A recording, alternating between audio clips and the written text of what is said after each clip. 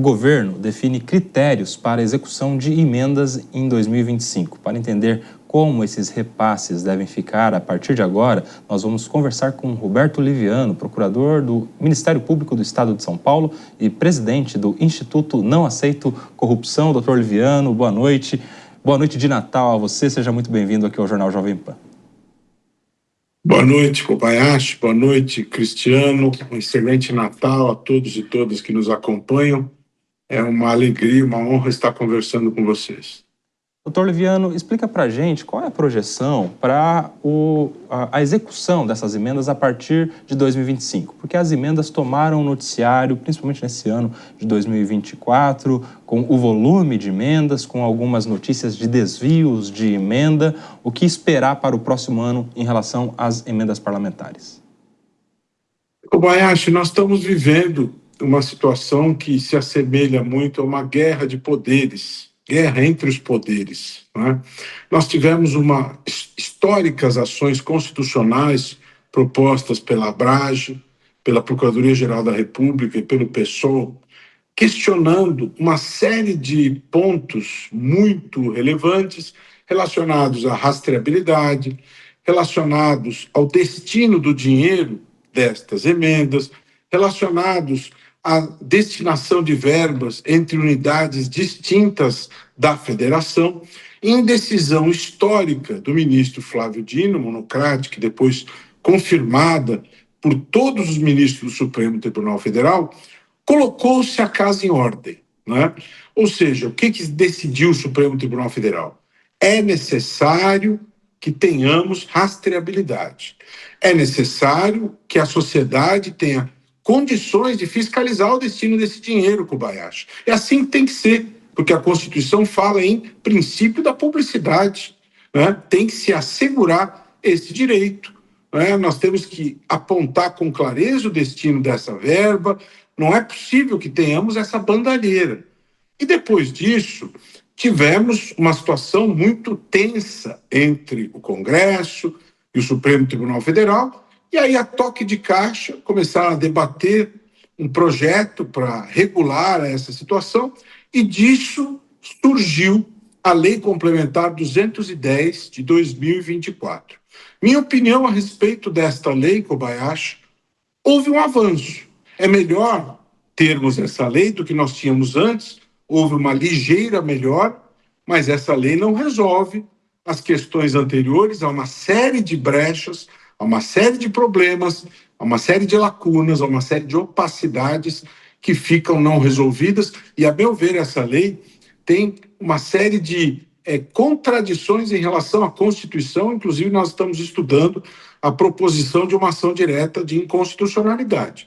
Então, essa decisão que foi tomada por parte do governo, disciplinando critérios, é uma tentativa de se acomodar a situação concreta diante dessas decisões do Supremo. A última decisão do ministro Flávio Dino, no sentido de interromper pagamento de emendas de comissão, emendas de bancada da ordem de 4,2 bilhões diante de irregularidades detectadas.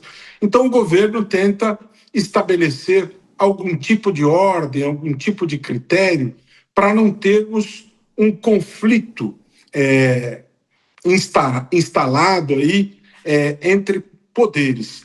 Eu penso que essa situação está muito complicada e a verdade é a seguinte: qual é o medo, Kobayashi, de termos total clareza em relação a isso? O Instituto Não Aceito Corrupção, por exemplo, pediu no dia 9 de dezembro, no Dia Internacional de Combate à Corrupção, todas as atas das reuniões das comissões. Nós queremos verificar quais estas informações das reuniões das comissões. E o ministro Flávio Dino atendeu o nosso pedido para que essas atas sejam apresentadas. O melhor desinfetante é a luz solar, não é? Então, estas deliberações, estas regras estabelecidas pelo governo agora nesta portaria, tenta-se acomodar as coisas a partir dessas decisões do Supremo Tribunal Federal, acomodando em relação ao plano plurianual, estabelecer algum tipo de critério. Estamos na situação ideal? Não, não estamos, Kobayashi. Estamos dentro do possível. O Instituto Não Aceita Corrupção é amicus curiae na DPF 854, está atento e vigilante, né? A Transparência Internacional, a Transparência Brasil, Contas Abertas também estão participando dessas discussões e existe uma discussão aí, estamos buscando transparência, né? Não é possível que em relação ao orçamento estejamos vivendo ainda os tempos do orçamento secreto e essa é a triste sensação que nós temos. Doutor Roberto Liviano, eu vou chamar o Cristiano Vilela para a nossa conversa, ele vai te fazer a próxima pergunta. Doutor Roberto, boa noite, sempre bom recebê-lo aqui na Jovem Pan.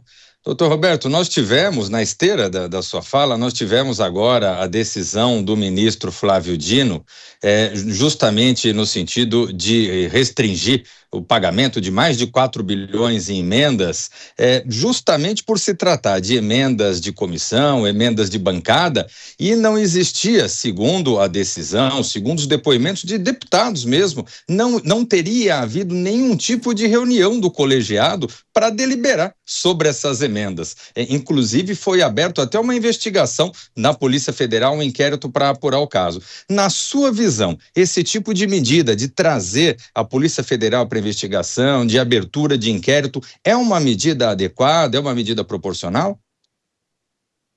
Cristiano, veja, não é algo que nos traga alegria, não é algo que nos traga satisfação que você tenha a criminalização desse tipo de situação. Mas em certos momentos não há outro caminho, não há outra hipótese. Quando você tem certos fatos que ingressam no âmbito da violação criminal, Cristiano, não há outra possibilidade. Parlamentares, como a deputada Adriana Ventura, trazem relatos muito graves em relação àquilo que se passou, né? A questão das comissões, que você tocou com muita propriedade, as comissões elas existem no âmbito do parlamento para quê? Para que nós tenhamos a efetividade da democracia participativa. Para isso que existem as comissões, para que nós tenhamos um debate mais profundo a respeito dos temas submetidos ao parlamento.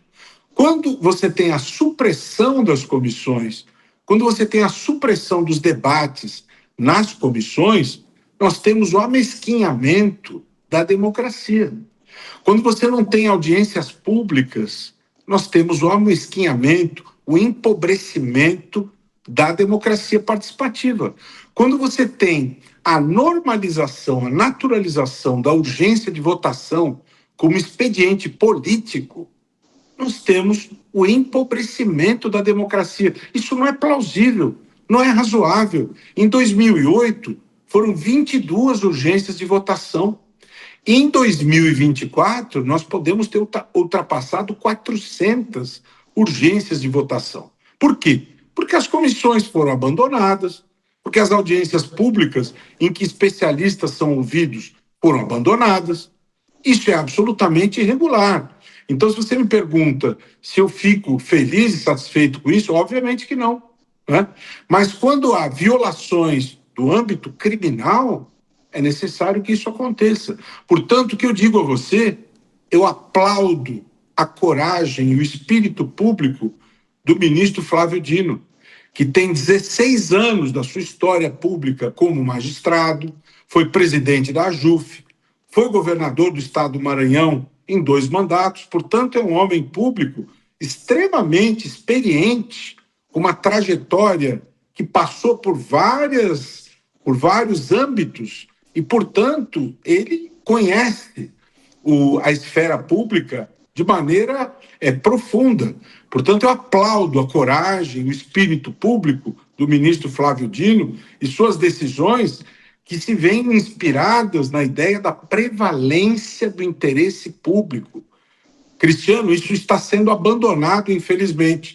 E quando o ministro Flávio Dino decide desta maneira, nós temos o resgate da prevalência do interesse público. Isto é fundamental, Kobayashi, que tenhamos a prevalência do interesse público.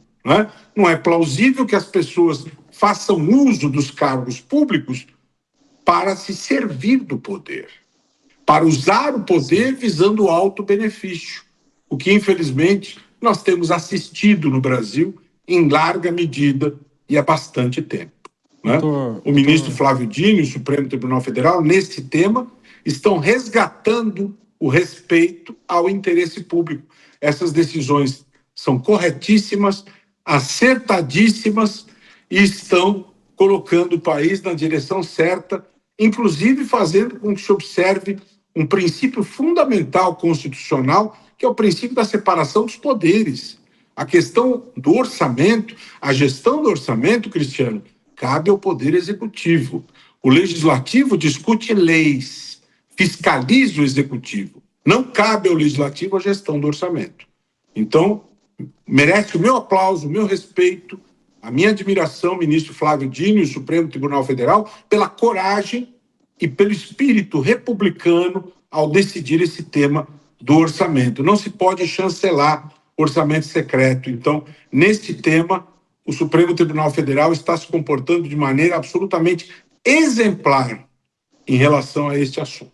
Doutor Liviano, a partir dessa decisão do dia 23, de assinatura do ministro Flávio Dino, que atende a um pedido para determinar o bloqueio de 4,2 bilhões, de determinar a apresentação das atas das comissões no prazo de 5 dias na Câmara dos Deputados, de determinar a suspensão da execução, até com ordem aos gestores municipais e estaduais, principalmente da área da saúde, começou a repercutir no Congresso Nacional um projeto para acabar com as emendas de comissão e para que elas fossem convertidas em emendas individuais.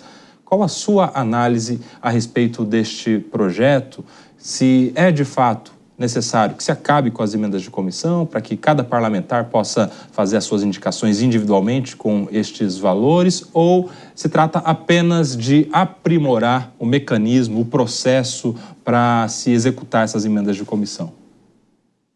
Eu acho que o mecanismo deve ser aprimorado, mas já que você levantou este ponto, Kobayashi, com muita propriedade, eu quero dizer a você o seguinte: há coisa de 2 ou 3 semanas foi publicado um estudo do INSPER, muito interessante, que nos mostra o seguinte: compara-se o que ocorre no Brasil em relação a 11 países da OCDE no que diz respeito ao tema emendas parlamentares e comportamento do Congresso nestes países, 11 países da OCDE.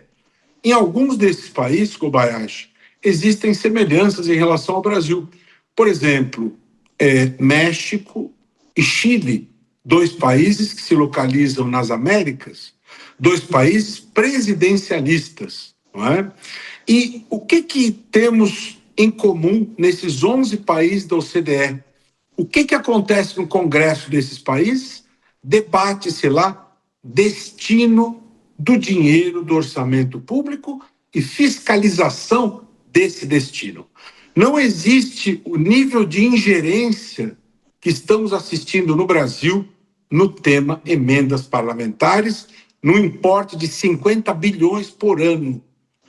As conclusões desse estudo do INSPER, observando o que se passa no Brasil, causam verdadeira perplexidade. Não é? Então, nós precisamos, Kobayashi, olhar para esse estudo com humildade, precisamos rever os pontos aqui em relação a isso, inclusive observar que nas últimas eleições municipais, dos 100 municípios que mais receberam emendas PIX, tivemos índices de reeleição da ordem de 93%. Isso é um sinal extremamente preocupante. Precisamos repensar muita coisa, porque com certeza, Kobayashi, os índices de satisfação dos prefeitos, eles não eram tão altos assim. Fora o caso de Maceió, do prefeito JP, o caso de Recife, do prefeito João Campos, que eram exceção, nós tivemos índices medíocres de aprovação. Então, não é plausível que 93% de reeleição tenhamos, ou seja, o fator emendas PIX decidindo as eleições. Temos aí uma quebra na competição pelo voto, Kobayashi. Isso é muito grave. Nós precisamos rever tudo isso, e eu parabenizo a Jovem Pan News por colocar esse assunto em debate, que a sociedade fique atenta, vigilante, não é? O tema é orçamento público, e nós estamos vivendo sob o signo ainda do orçamento secreto, não é? E a Lei 210 de 2024 veio chancelar, lamentavelmente, o orçamento secreto. Então, é necessário um debate honesto, republicano em relação ao tema emendas parlamentares, para que não prossigamos navegando nestas águas poluídas do orçamento secreto, que é muito ruim para o Brasil, para a sociedade brasileira.